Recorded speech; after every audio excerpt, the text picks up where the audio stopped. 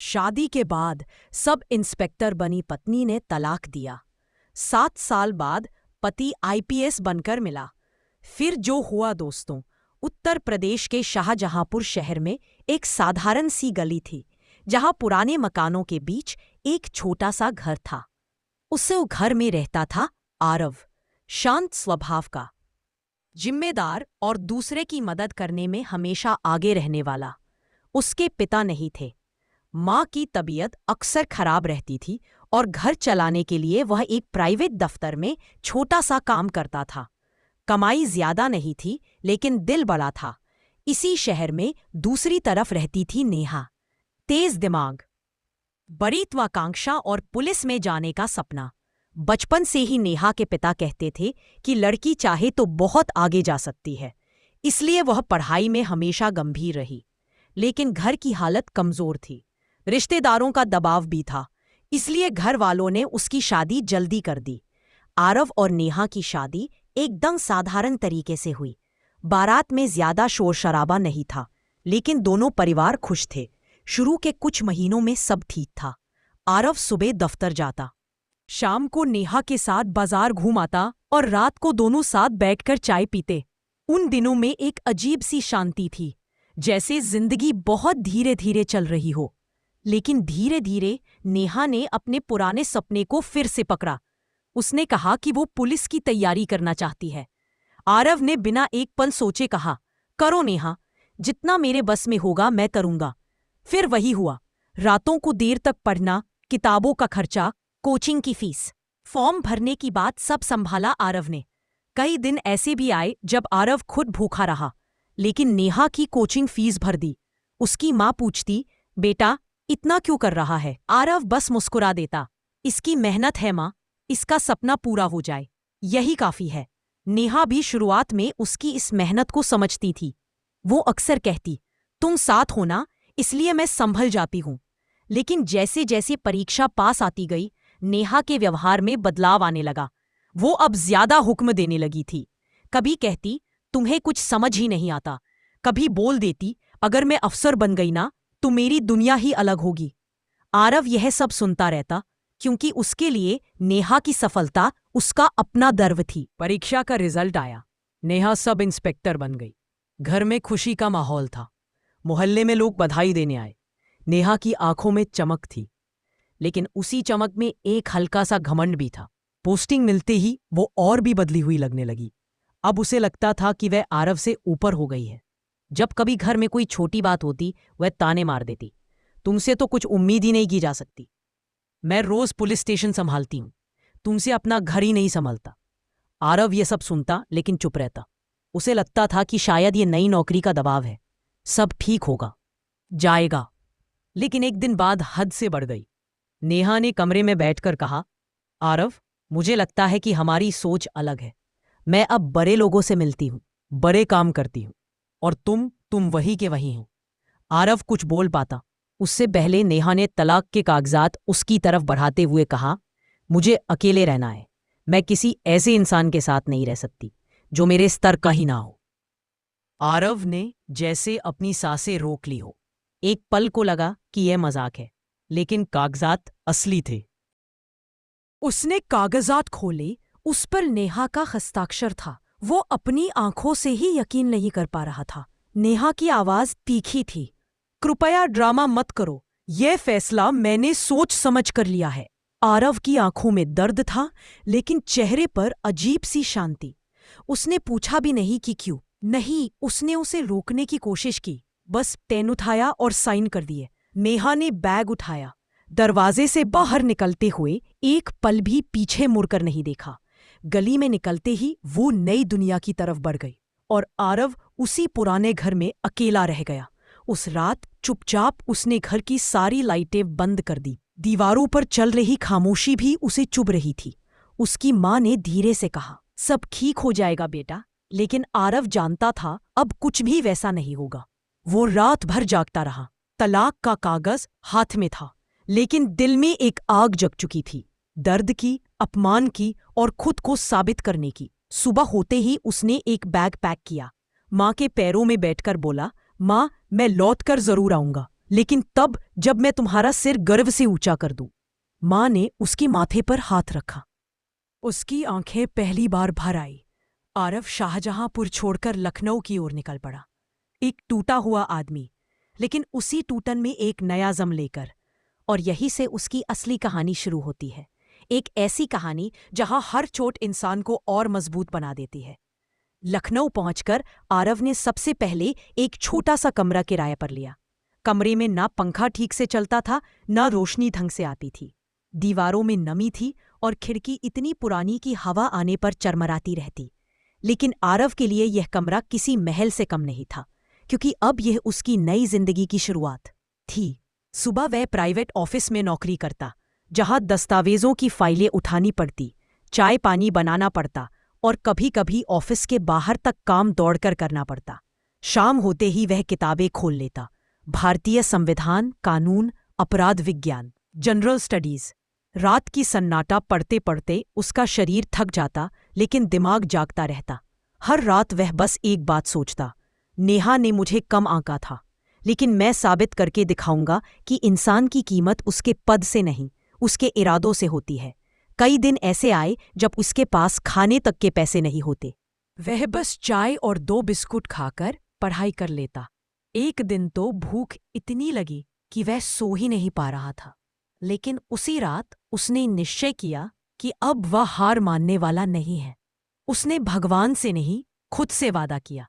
पद चाहिए, सम्मान चाहिए और जिंदगी से जवाब चाहिए। उधर जिंदगी ने नेहा को भी अलग मोड़ पर पहुंचा दिया था। बरेली में उसकी पोस्टिंग थी। थाना बड़ा था, केस भारी थे और जिम्मेदारी उससे भी भारी। सब इंस्पेक्टर बनकर नेहा को लगा कि दुनिया बदल जाएगी, लेकिन असली दुनिया तो अब दिखनी शुरू हुई थी। सामने अपराधी, पीछे फाइलें, ऊपर अधिकारियों का दबाव और नीचे जनता की शिकायतें। उसके आसपास कोई अपना नहीं था। सब लोग मैडम जी बोलते थे, लेकिन कोई नेहा कहकर हालचाल नहीं पूछता। काम की वजह से वह घर देर से लौटती, रात का खाना भी अक्सर अकेले खाती। दोस्त शुरुआत में बहुत थे, लेकिन धीरे धीरे सब अपने रास्ते चले गए। नेहा के अंदर जो घमंड था, लोगों ने उसे दूरी बनाने का कारण बना लिया। कभी कभी नेहा को अकेलेपन में आरव की याद आ जाती। कैसे वह रात को चाय बनाता था, कैसे किताबें लाकर टेबल पर रखता था, कैसे उसकी माँ अपने दर्द वाले घुटनों के बावजूद उसके लिए पूरी सब्जी बना देती थी। कभी कभी वह खुद से पूछती, क्या मैंने बहुत जल्दी फैसला ले लिया? लेकिन फिर खुद को समझा लेती, नहीं, मेरा करियर बड़ा है, पर करियर कितना भी बड़ा हो, रात जब अकेलापन दबोचता है तो इंसान के अंदर की सारी दीवारें टूटने लगती है। नेहा को अब एहसास हुआ कि कॉलेज की दोस्ती, नौकरी की प्रशंसा और लोगों की बाहरी मुस्कान, यह सब तात्कालिक बातें हैं। जिंदगी का सच्चा आधार वह होता है जो आपके बुरे समय में भी आपके साथ खड़ा हो। और ऐसा तो कोई नहीं था सिवाय उस आरव के जिसे उसने खुद ही छोड़ दिया था। दूसरी ओर आरव का संघर्ष अपने चरम पर था। वह हर महीने का थोड़ा हिस्सा माँ को भेजता था, क्योंकि उसने वादा किया था कि उसे कभी बोझ नहीं बनने देगा।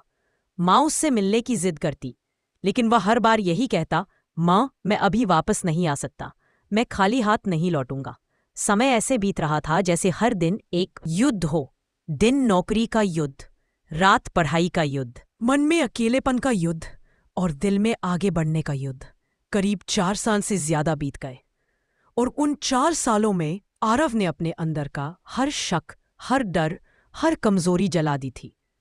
वो अब सिर्फ एक लक्ष्य था। आईपीएस एग्जाम के आखिरी दिन उसने अपनी माँ की फोटो टेबल पर रखी और कहा, तुम्हारे बिना मैं कुछ नहीं हूं। कल अगर मैं पास हुआ ना, तो मैं सिर्फ तुम्हारा बेटा नहीं रहूंगा, मैं तुम्हारा गर्व बनूंगा। परिणाम आया और वो दिन आरव की जिंदगी का सबसे बड़ा दिन बन गया। वो आईपीएस बन चुका था। फाइल में उसका नाम देखकर उसकी आंखों में आंसू आ गए, लेकिन ये आंसू दुख के नहीं थे। ये उन 4 साल के संघर्ष, नींद रहित रातों और टूटे दिल की जीत के आंसू थे। उसने सबसे पहले माँ को फोन लगाया। माँ की आवाज कांप रही थी। बेटा, सच में आरव की आवाज भर गई। हाँ माँ, तुम्हारा बेटा आईपीएस बन गया है। उधर नेहा की जिंदगी उसी भर्रे पर लगातार चल रही थी। काम, तनाव, अकेलापन और अधूरापन। उसने कभी सपने में भी नहीं सोचा था कि जिस इंसान को उसने अपने लायक नहीं कहकर छोड़ा था, वो एक दिन आईपीएस बन जाएगा। लेकिन किस्मत जब जवाब देती है तो बड़े प्यार से नहीं, सीधे दिल पर चोट करके देती है। और अब वह समय ज्यादा दूर नहीं था जब नेहा और आरव आमने सामने आने वाले थे। एक बदले हुए रूप में, एक बदले हुए दर्जे में, और एक ऐसी मुलाकात में जो दोनों की जिंदगी का सारा हिसाब बदलने वाली थी। खैर, आईपीएस बनने के बाद आरव की पोस्टिंग कुछ महीनों तक अलग अलग ट्रेनिंग यूनिटों में होती रही। बैच के सभी अफसर उसके संघर्ष की कहानी नहीं जानते थे, लेकिन उसकी आंखों में जो गंभीरता, चेहरे पर जो सादगी और बर्ताव में जो ईमानदारी थी, उसने सबका दिल जीत लिया। वो दूसरों से कम बोलता था, लेकिन जब बोलता था तो तुरंत एहसास हो जाता था कि यह आदमी दर्द से नहीं, आग से निकला हुआ है। कुछ समय बाद उसकी पहली बड़ी पोस्टिंग आई, बरेली जिले में एसपी सिटी, उसी मरेली में जहां नेहा सब इंस्पेक्टर के रूप में काम कर रही थी। आरव को यह बात उस दिन शाम को मिली जब वह अपनी फाइलों पर काम कर रहा था। एक अन्य अधिकारी ने धीरे से कहा, सर, आपकी एक टीम में एक सी मैडम है, नाम है नेहा, बेहद सख्त है लेकिन अकेली रहती है। आरव ने कानों से सुना, दिल से नहीं। उसने बस इतना कहा, ठीक है, कल मीटिंग में देखा जाएगा। लेकिन रात को नींद नहीं आई। 7 साल में उसने नेहा को कभी फोन नहीं किया था, ना किसी से उसके बारे में पूछताछ। उसने खुद को पूरी तरह उसके अतीत से अलग कर लिया था। पर अब किस्मत ने दोनों को एक ही शहर में ला खड़ा किया था, एक को ऊपर, दूसरे को नीचे। लेकिन ऊपर नीचे की बात सिर्फ पद की थी, दिल का हिसाब अभी बाकी था। अगली सुबह थाना परिसर में उसकी पहली औपचारिक मीटिंग रखी गई। सभी अफसर, इंस्पेक्टर, सब इंस्पेक्टर, एएसआई सब लाइन में खड़े होंगे। आरव की गाड़ी जैसे ही थाने के गेट पर पहुंची, स्टाफ लाइन में खड़ा हो गया। नया उस लाइन के बीच में थी, वर्दी एकदम फिट, बाल बंधे हुए, चेहरा पहले से थोड़ा थका हुआ, लेकिन आंखों में अब वह चमक नहीं थी जो कभी आत्मविश्वास से भरी रहती थी। और फिर गाड़ी का दरवाजा खुला, आरव उतरा, आईपीएस की वर्दी में, आत्मविश्वास से भरा, शांत और संयमित। उसके कदमों में वो फर्मनेस थी जो सिर्फ संघर्ष झेलने वालों में होती है। नेहा ने उसे देखा, पहली नजर में ही उसकी सांस रुक गई, मानो उसके पैरों के नीचे की जमीन खिसक गई हो। वह जहां खड़ी थी वही जड़ हो गई।